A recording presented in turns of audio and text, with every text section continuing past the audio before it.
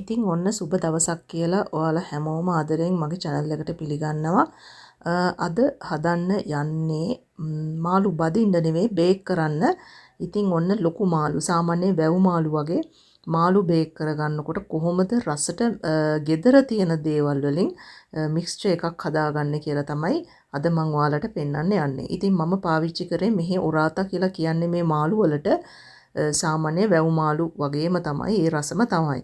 ඉතින් බලමු කොහොමද මේ මාළුවා සුද්ධ කරගෙන, ඒ කියන්නේ සාමාන්‍යයෙන් ඔයාලා සුද්ධ කරගන්නකොට ඒ බඩවැල් ඇතුළ සාමාන්‍ය ඔළුව තියාගන්න ඕනේ බේක් කරගන්නකොට. නමුත් ඇතුළ හොඳට සුද්ධ කරගන්න ඕනේ. මම ඉතින් මේ හැමදේම සුද්ධ කරගෙන තමයි පොලෙන් අරගෙන ආවේ. දැන් බලමු කොහොමද සුද්ධ කරගත්ත මාළුවව කපා ගන්න කියලා. මෙන්න මේ වගේ කැපුමක් තමයි දාගන්නේ. තව චුට්ටක් ගැඹුරට කැපුවට කමන්නේ. නමුත් ඇතුළටම, ඒ කියන්නේ වෙන් වෙන්නම කපන්න එපා. ඔන්න ওই විදිහට ටිකක් වෙන් නොවන විදිහට කැපුම දාගන්න දෙපැත්තෙම. ඉතින් මම නැට්ට හරිය කපලා අයින් කරගත්තා.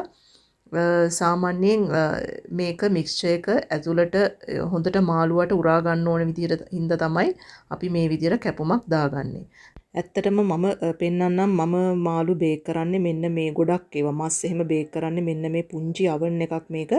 ඉතින් ටෙම්පරේචර් එකක් නැහැ. ඒ කියන්නේ උෂ්ණත්වය විතරයි තියෙන්නේ. ඒකේ ප්‍රමාණයක් නැහැ ජෙස් කරන්න. මේ බටන් එක ප්‍රෙස් කරන්න විතරයි තියෙන්නේ. ඉතින් ඔයාලා එයාර් ෆ්‍රයර් එක පාවිච්චි කරනවා නම් ඒකේ තියෙනවා මාළු කොච්චර වෙලාවක්ද බේක් කරන්න කියලා. oven එකක් නම් 180ත් 200ත් අතර විනාඩි 40ක් විතර ලොකු මාළුවෙක් බේක් කරගන්න කාලය යනවා. ඔන්න දැන් මිශ්‍රණය කොහොමද හදාගන්නේ බලමු. ඕගොල්ලෝ සැර අනුව ඕගොල්ලන්ගේ මිරිස් කුඩු පාවිච්චි කරන්න. මමත් මේස හැඳි දෙකක් විතර දාගන්නවා. ඊට පස්සේ ඉඟුරු සුදු ලුණු, ඊට පස්සේ ඕගොල්ලන්ට පේස්ට් එක වුණත් පුළුවන්. ගම් මිරිස් කුඩු, ඊට පස්සේ මම රෝස්මරි පාවිච්චි කරා.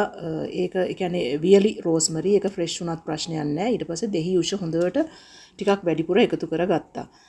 රස අනුව ලුණුත් එකතු කරන්න සාමාන්‍යයෙන් ගන්න මාළු ප්‍රමාණය අනුව දෙහි උෂ ටිකක් වැඩිපුර එකතු කරගත්ත නිසා විනාකිරි මං චුට්ටයි පාවිච්චි කරේ.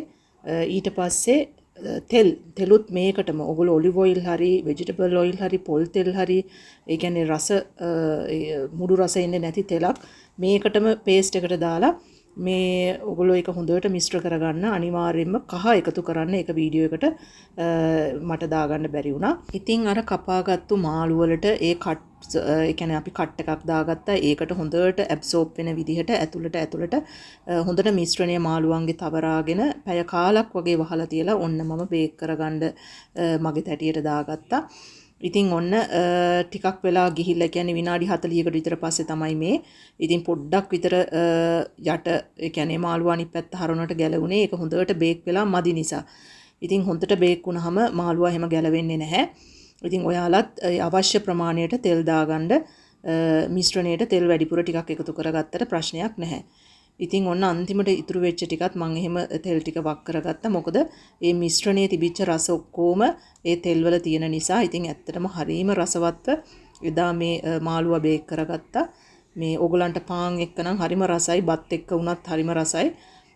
ඔයාලත් අනිවාර්යයෙන්ම හදලා බලන්න මේ මිශ්‍රණය. ඉතින් එදා ඔන්න ඔය විදිහට තමයි මං රසට මාළුවන්ව බේක් කරගත්තේ.